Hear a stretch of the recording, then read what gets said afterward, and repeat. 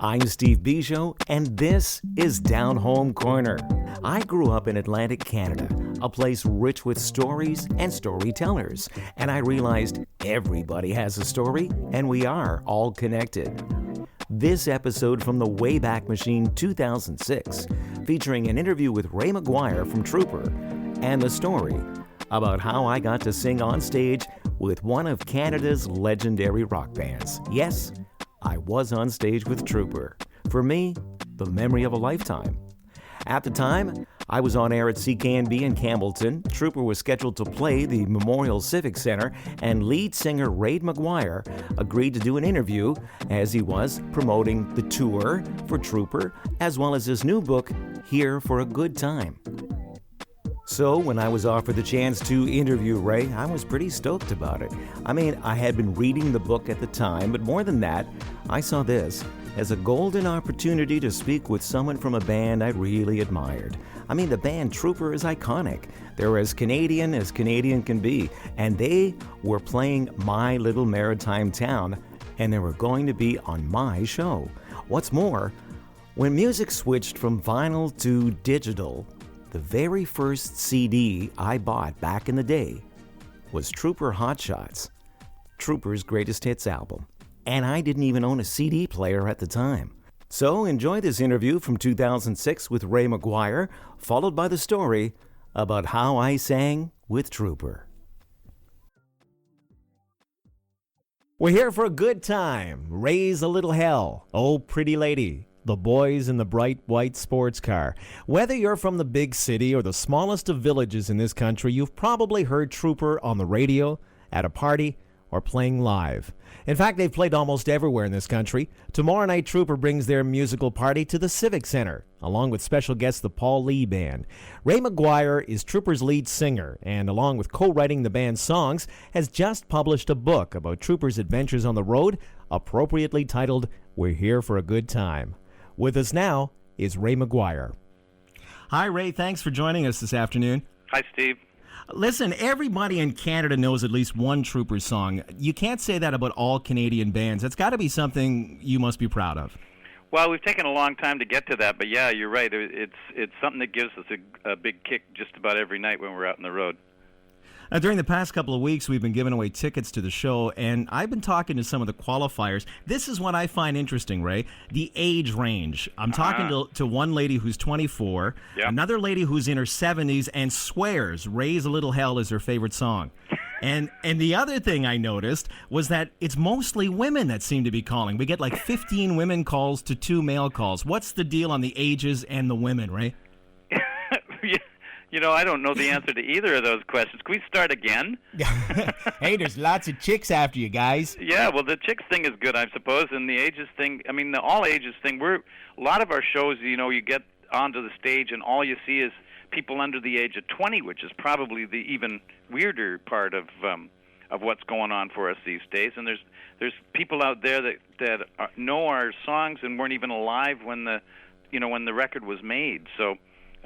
And the chick thing is good, it's, we're not a heavy metal band where you get all guys with their arms in the air. And, that works out really good for everyone. Can we talk about the book, Ra? I'd love to. It's called Here for a Good Time. Yeah, on surprise, the road. Eh? What's that? I say surprise. Yeah, I know. I was really surprised at seeing that. Yeah. But Here for a Good Time, on the road with Trooper, Canada's legendary rock band. Now, when I picked it up, I thought it might be an autobiography, but it's not. It's kind of a memoirs in progress, or back in the days before the internet, what we used to call a diary. Right. How'd this thing all get going, anyway? Well, it is totally internet related. I've been online since 1996. I had a website in 96. Writing about those things which I thought people would find interesting. And, as time went on, the whole concept of blogging came into favor. And, basically then what I was writing became a blog. And, I've just basically written about the parts of my life that I think people would find interesting. And I've come to see that, virtually everybody has this desire at some level to run off and join the circus. And so, that's, my life is probably about as close to that as you can get. So that's, the kind of things that I document in the book. Now, Rick Mercer says a Trooper is part of Canada's soundtrack, and he says, like My Canada includes Ray McGuire and Trooper here. He calls you Canada's poet laureate, which is pretty cool. That's pretty cool, eh? Yeah, and then Peter Cheney from the Globe and Mail says the best histories are told from the trenches, and Ray McGuire is a rock and roll soldier who's lived to tell the tale. I like that one too. So you'd say that's pretty accurate, would you? Well, I mean, I like it. They're both very flattering, but I mean, yeah, at a certain degree, I suppose we deserve some points for hanging in there and still being Canada's band, you know. A lot of funny antics in the book as well. the signs in the band house story is pretty funny, and the "I'd do anything if you'll play Thin White Line." Can you tell that story? I suppose I can. You know, the note came up onto the stage. There was a lot of underlining, and it was basically the girl says, "Hi, my name is," whatever her name was, I don't remember, "and I would do anything if you would let me sing Thin White Line with you." And then she had it written it again, "I would do anything," and underlined it like 2 or 3 times. So, you know, I reached down and helped her up onto the stage, and then I said, "Well, okay, now you need to hear what that anything is going to be, right?" And I didn't really, it hadn't occurred to me until Smitty leaned over and whispered in my ear, and so I said to her, "Okay, here's what I want you to do. You'll do anything. I want you to paint my house." Wow. Which at 55 years old, that's a far more valuable anything than... Did she, by the way? Well, she's a long way from my local. You know, I would have had to fly her out to White Rock, put her up somewhere, buy the paint and stuff. So really that was pretty much the end of the story there. Well, the 70-year-old lady offered to do anything for the Trooper tickets, but she didn't underline the anything, so I wasn't sure I was going to do it. You can deal with that one, man. I'll just... Thanks a lot, Ray. Yeah, she's yours. Now, is it tough writing a book like this, or is it fun? Is it cathartic? What's it like? It's if I knew I was writing a book, it would have freaked me right out, because it's pretty personal and it's pretty honest. But at the time, it was just an online thing, and I could always sort of imagine that the people who came to my website were, kind of friends who would, forgive me anything. I always had this little joke that, I used to refer to them as, the three of you, even though, it got to the point where you could tell that there was thousands of people coming to read it. It just seemed more personal and intimate. But with the book out and, in all the bookstores in Canada and right now, it's, if I'd have known that was going to happen, I probably wouldn't have been quite so honest and open. Well, what I enjoy about the book, Ray, is instead of glorifying rock and roll or the music business, it kind of embraces the smaller things, the meat and potatoes of the tour and that kind of stuff, which can be a lot more colorful, don't you think? Well, the reality is pretty cool. I mean, the people we meet, the places we go, the opportunities we have. I mean, we get to do stuff, you get your big, rich American adventure tourists, or not just American, anybody, they want to pay the big bucks to get to see and do unusual things, and they don't see half the stuff and get to do half the stuff that we get to do. I mean, we've been out on war canoes on James Bay. We've been out on the tundra with ATVs in Rankin Inlet. We get to do and see stuff that most people would never get to do. That's one of the things I like about the book is it's basically pure Canadiana. Totally. And a lot of the towns that you mentioned I've either lived in or visited over the years, and I can picture landmarks and different things. I think a lot of people who've traveled that read this book will do that. Well, and a lot of people who don't travel will get a sense of what it's like to see that much of the country and meet Canadians all over the country, which is, also the great bonus of what we do. You should talk to Tourism Canada, see if you can get some kind of a, like a little royalty thing going here. Sheila Rogers, when I did an interview with her on CBC, she said, this book should be called Canada. And I thought, wow, how cool is that, right? Gotta like that. Yeah. Listen, if you put my name in the next entry, it's Bujold, okay? Just in case you were wondering about that. Okay, you'll be in the index then. Well, that's good, because I usually just, end up in the bibliography section, so... Well, in the book, you mention a lot about your son, Connor. Yeah. And how supportive of his music career you are. It sounds like you're not just a proud dad, but a fan of his band. Oh, he is my favorite songwriter right now. He's the stuff he's writing is just shockingly good. You do you think there's any chance you may end up writing with Connor? I have done already. We wrote a song and made a little film while we were doing it. It's a long story, but if you go to Connor.McGuire, C-O-N-N-O-R, not dot, Connor-McGuire.com, you can hear the songs that he's writing, and actually there's a little film there that we made together. But the songs, the new songs that he's just completed in the last month are just, it's unbelievable, the quality of music that he's writing right now. That's another thing you mentioned in your book. You say your goal is to write 15 new songs. How are you coming with that? Well, I'd be kind of giving away the ending of that story arc, because there is pretty much a complete story in the book. I'm having more success now than I was then. Let's put it that way. The book is called We're Here for a Good Time and is available now in bookstores. Next, we'll talk with Ray about what the Trooper show is like today compared with the show in 1977. And I'm going to ask if I can sing with Trooper. Now, you might not believe the answer when we continue our conversation with Ra McGuire from Trooper. But you know, if you own a business, you know how important advertising is these days. The right voice speaks volumes. You want someone who's professional, smooth, fun, and maybe even funny. What you want is someone who has years of experience, someone willing to bring all of that to the table and tell your story, promote your brand, portray the message you want portrayed.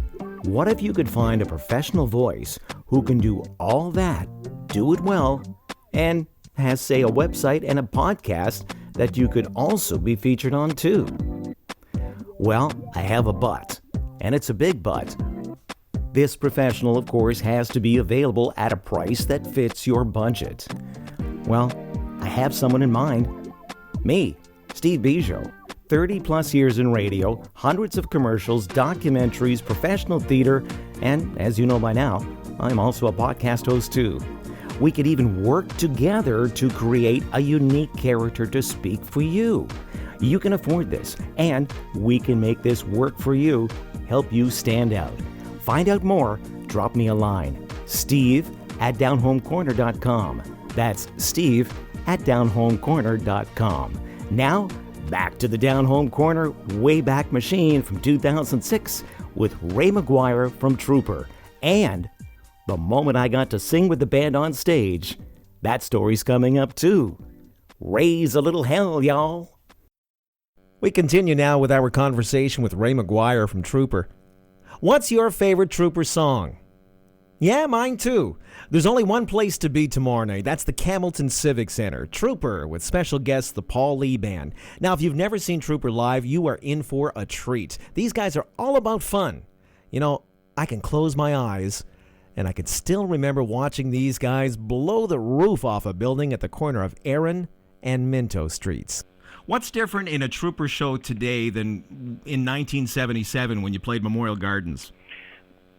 In those days, we had, X's on the stage where you had to be at a certain moment so that when that light came on, you were illuminated, and things were pretty organized and controlled. And nowadays, we just roll out there and go for it, and it's a whole other, it's a completely spontaneous and way more fun reality for us now than it was when we were, out there promoting our latest album and playing in coliseums where things had to be perfect. I mean, now it's more like a party than a concert.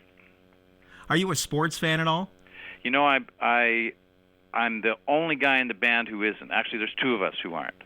Well, what they say about a lot of championship sports teams, they say, these guys are all true professionals, correct? Yes, absolutely. So, they say that the looser teams are usually the teams that do better because they're not worried. They're just out there kind of doing what comes natural. Do you think that's about the Trooper show as well? Absolutely. I mean, when I talk to new bands and stuff and they want to talk about their music and getting it tight, we always want to talk to them about the reality of, first of all, getting it tight and then getting loose with that, right? Get it so that you all know what everyone else is playing and then stretch it back out again and push the edges. And that's where the magic happens, and that's where people can see that you're really doing it, and that's where you come up with your best moments as well. I think creatively and performance-wise. Are you still doing a reggae version of "Raise a Little Hell"? See, there's another story from the book that makes no sense till you've read it. But, no, that was, as you can tell from that particular story in the book, that was pretty much a one-off.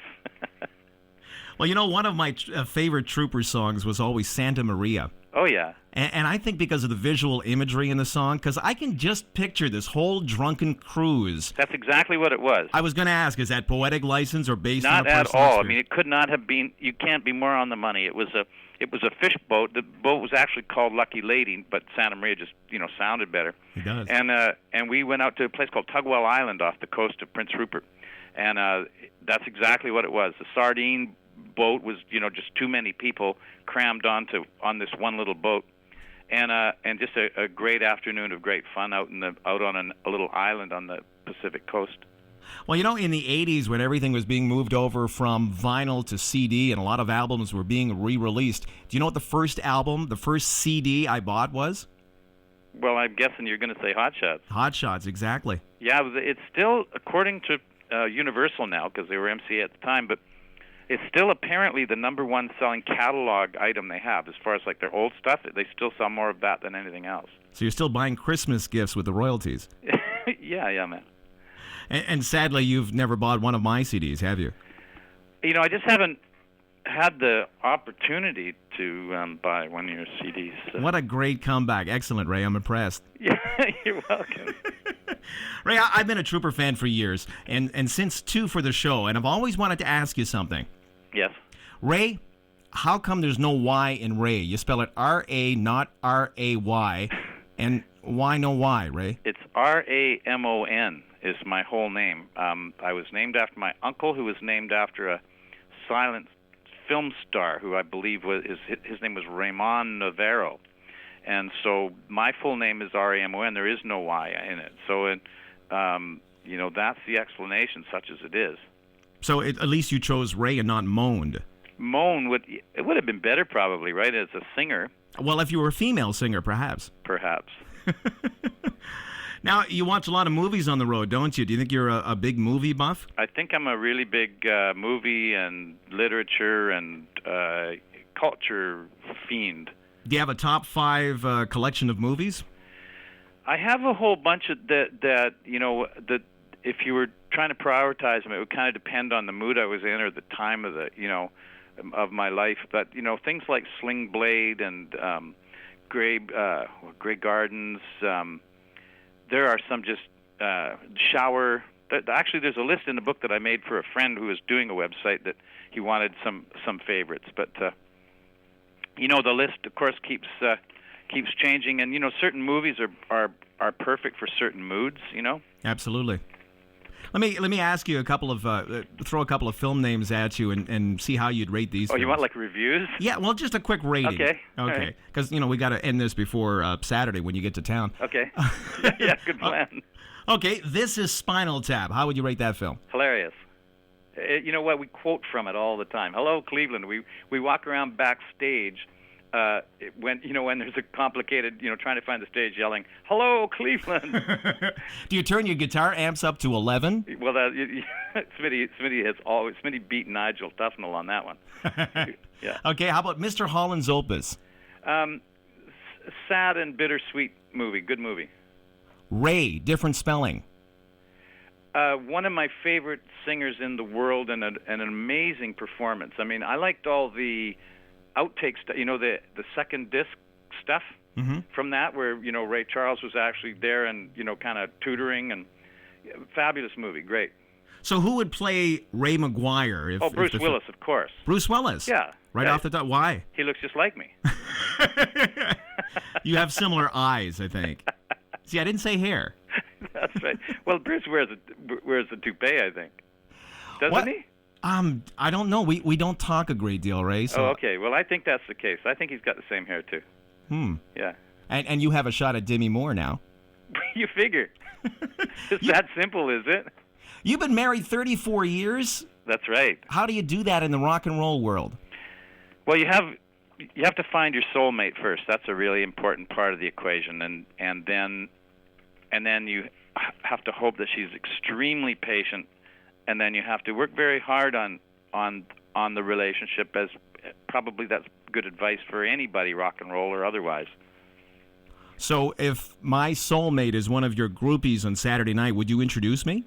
Well, it's going to be difficult to identify which person we're talking about, but I'd be happy to help you if I can. I'm not very picky, Ray. Okay. Oh, geez, I'm sure all your fans are happy to hear that. Well, I can't figure out why I'm still single. That's right. If you tell all the girls that might be a starting point. Hi, honey. I'm not very picky. Would you like to go out with me? Well, they'd have to be the same way. Well, that's a really strong foundation to start a relationship on. Well, it's a good start for a song. That's what I'm thinking about. Well, I'll agree with you there. What's the best part of being part of Trooper? The people that we get to meet and play for, and the interaction we get with people right across the country. You know, we're so plugged into Canada at this point. It's a real honor to kind of be in the position that we're in. So Saturday night, are we in for a good time? You going to raise a little hell? Absolutely. That's the whole purpose of the visit. And if you need someone to sing a verse of Santa Maria, I'm your guy. You all come back to the dressing room. We'll give you a couple of Coronas, and we will do that. See, now my listeners are going to show up. Well, it's a done deal. You come back and remind me that I said this, and it'll be done. Okay, and I'll even give you my real name, too. Okay. That should be fun. You know, I thought he was joking, okay? But just before he hung up, he told me he meant it. And seriously, come back and have a Corona, and then we'll set that up and bring you out, and you can do it. Are you serious? Of course. Wow, you're stuck for something to do, I guess. Yeah. Well, anything for something interesting and fun on the stage. So there you go. Now you gotta come out just to see how badly I can screw up a Trooper song, even with Trooper actually playing with me. Trooper and the Paul Lee Band, tomorrow night at the Campbellton Civic Center. Tickets available at the Civic Center box office. $20 in advance, $25 at the door. Trust me, it is money well spent. And you gotta check out me singing Santa Maria. Well, on second thought, please come anyway. Our thanks to Ra McGuire, lead singer from Trooper, for joining us today. Ray's book is called Here for a Good Time. I gotta tell you, I've done hundreds of interviews over the years, and that's definitely in one of the favorite categories for me. But you gotta understand how this all took place, too. When we set up this interview, I'm sitting around on the day that it's supposed to happen, and I'm waiting by the phone at CKNB, and then the phone rings, and this is what happens, okay? Hi, this is Ra McGuire from Trooper. Could I please speak to... And then there's a pause, and he goes, Chris O'Brien? And I kind of giggle and I go, no, Ray, you actually want to speak to Steve Bujold. And so we both burst out laughing, and Ray apologizes, saying, Steve, look, I'm sorry. I'm doing 4 interviews today, and Chris is up next, and I mixed up the names. And I said, don't worry about it. It's okay. And seriously, I was kind of glad it happened because it broke the ice, and it gave us both a laugh to set things up and set the tone for the interview. And as you just heard, I came to play. Ray was going to be my playmate, and I wanted to know about all the playgrounds he and his pals had been to. Now, Saturday night comes, and 2 hours before showtime, I head down to the Civic Center. I got, my God, I'm going to sing on stage with Trooper in front of Campbellton. What have I gotten myself into? What am I doing? So about 20 minutes before showtime, I'm brought backstage to meet the band. Now, like a fool, I walk straight up to Dave, the tour manager. I put my hand out and I say, Hi, Ray. I'm Steve Bujold from CKNB. Big fan. Glad to meet you. I've been listening to you guys for years. And Dave goes, no, sorry, man. I'm Dave. Ray is over there. You know what that was? That was the karma of Chris O'Brien. So I go up and I meet Ray, and he was so cool. He offers me a Corona. He introduces me to the band. Super nice guy, super nice band. You still want to do this, Steve? He says. And I act bravely. I go, yeah, absolutely. This is the chance of a lifetime. This will be so much fun. Brave. Yeah, Stevie was brave. Like a 5-year-old walking through a graveyard, whistling to show he's not afraid. Yeah, one leaf falls and I jump out of my skin. Well, he says, what song again? I go, Santa Maria. He says, oh, okay. Well, that's part of a medley we do with General Hand Grenade. but that's okay. We'll make it work. So when you hear the opening chords to General Hand Grenade, just come down to the stage and Dave will take you to the stairs. Okay, I can do that, I say. Now, I had been rehearsing Santa Maria all week, and I was feeling pretty confident. And I asked if the live version is any different from the studio recording. And Ray goes, "Gee, don't know. Haven't heard that version in about 30 years since we recorded it."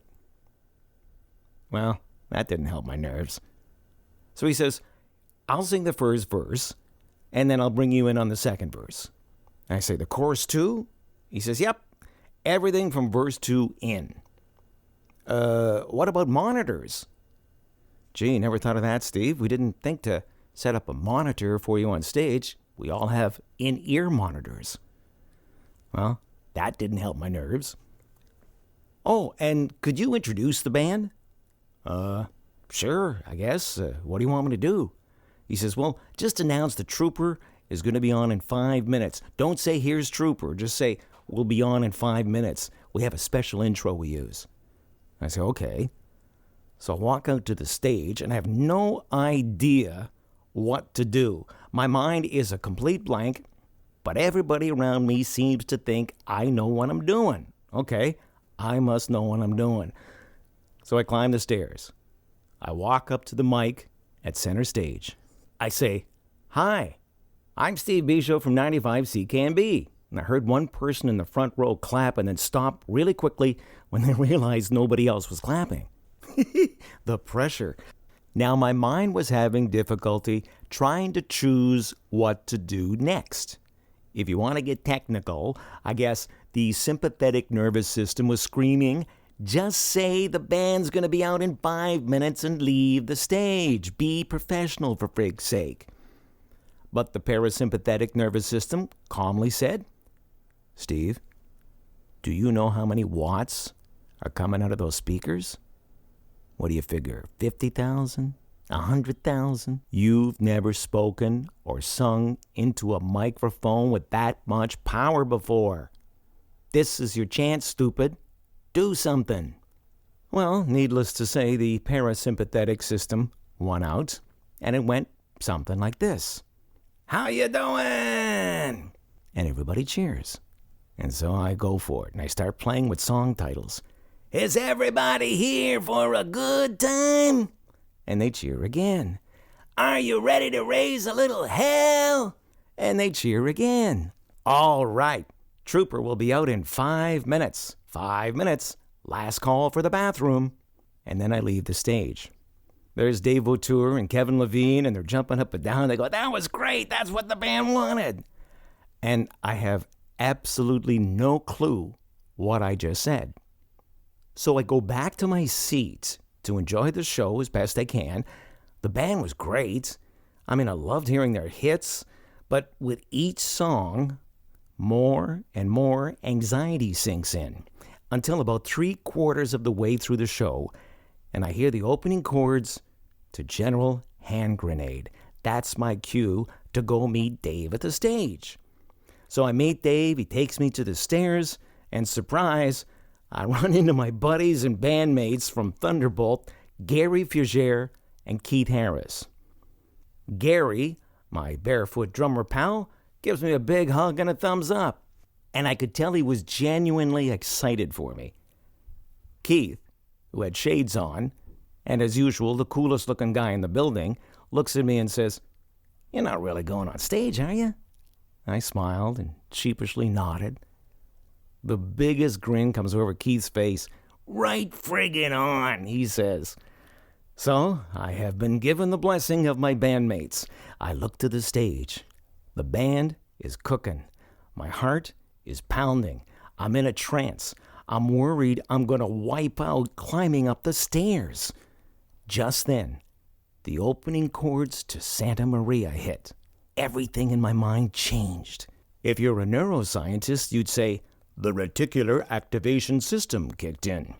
In other words, I was now on autopilot.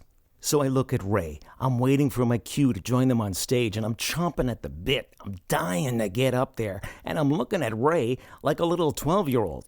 My turn now? Now? Huh? When? Now? Now? Well, Ray turned towards me. He extends his right arm, turning his palm slowly upwards, and he was saying, "Come on up. Welcome to the party." Slowly and carefully, I climbed the stairs, and now I was on stage with Trooper. The nerves vanished immediately. Every cell in my body switched from fear to almost supernatural energy.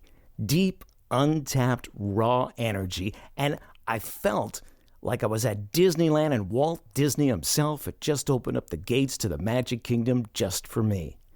I waved to the crowd, I danced, and I'm jumping out of my skin. So I moved towards Ray as he starts singing the first verse. And then he sang the words, "Including the shotgun and me." He looks at me. He smiles. And he steps back from the microphone. He had handed off to me, and for that very surreal, magic moment, I was the lead singer for Trooper. I pulled the mic towards me with both hands and faced the crowd, the spotlight so bright I could barely see past the first row. I opened my mouth and I sang, "Does someone know how to drive this thing?" yelled the captain as he fell to his knees. I hear the crowd cheer me, and I'm surprised that I got the first line on key. So I sang the second line, and they cheer me again. We get to the chorus, and Ray shows back up, and we share the mic just like the Beatles. Well, Paul and Ringo might disagree, but I will always marvel at what Ray did next. Now, if you're a musician, you'll understand the incredible generosity. He slowly, deliberately backs away from the microphone and points to me. He had offered the second verse to me, alone. Wow. For someone to do that, you have to be A, generous, B, giving, and C, somebody with an ego not easily bruised by literally handing someone else your spotlight. I was blown away by his kindness. So yeah, I sang the next verse. I sang my heart out, probably off key in most places, but I sang, and I lived that moment. So I figure my part's over, and I wave to the crowd, and I bow slightly to Ray to say thanks, and I start slowly making my way to the stairs. But Ray waves me back as the bridge is playing. "Oh, okay, sure, I'll come back, sure. So I join him at the mic, and we trade lines through the last verse to the chorus together and out. And what felt like happened in a breath, but was actually a little over 3 minutes, was over. The band segued back in the general hand grenade, and it was time for me to go. My mind said shake hands and leave, but instead, I gave Ray a big, massive hug. You know, like one of those rock and roll hugs you see on TV. Ray gave me a smile and a nod. I turned to Smitty, the guitar player, the other half of Trooper. Smitty deep into his guitar riff. He looks at me. I give him a nod to say thanks. He nods and he gives me a wink. What a classy bunch of guys. I walk away and I realize, hey, you got to thank the audience. So I turn back and I wave and do the bow, and I'm gone. There at the bottom of the stairs, Gary Fugere and Keith Harris waiting for me, grinning, jumping up and down. We're acting like we just won the lottery. They were just so happy for me, and I'll never forget the reaction. It meant the world to me. After the show, I go backstage to say thanks. Smitty, hey, brother, you did a great job, man. Good job. Well, maybe not, but it was nice that he said so. Ray, hey, thanks, Steve. That was a lot of fun. Gogo, the keyboard player. Right on, man. I'm sorry, I can't remember your name. He goes, Baba Ganoush. So I started laughing. Nice to meet you, Mr. Ganoush. I say, all my life, I don't know what that word means. He laughs. He says, hey, it's a family name, man. Ra McGuire and Trooper will never know what those 3 minutes on stage meant to me and how I will always treasure the memory and be eternally grateful. It was the chance of a lifetime. I think it was best summed up at the end of the year at CKNB's Christmas staff party. We're sitting around sharing stories of the year, and I say to my manager, Dave Montgomery, I got to sing with Trooper this year. How about you? What'd you do? You know, a little ribbing, right? Well, Dave ribs me right back. He says, "Oh, big deal. You went on the air and you begged for it." Without missing a beat, I went, "Big deal. I've begged for sex in the past, and that worked out too. What's your point?" I think that got one of the biggest laughs of the year. Moral of the story, sometimes you get what you want when you beg. Well, it worked for me, and I'll leave it at that.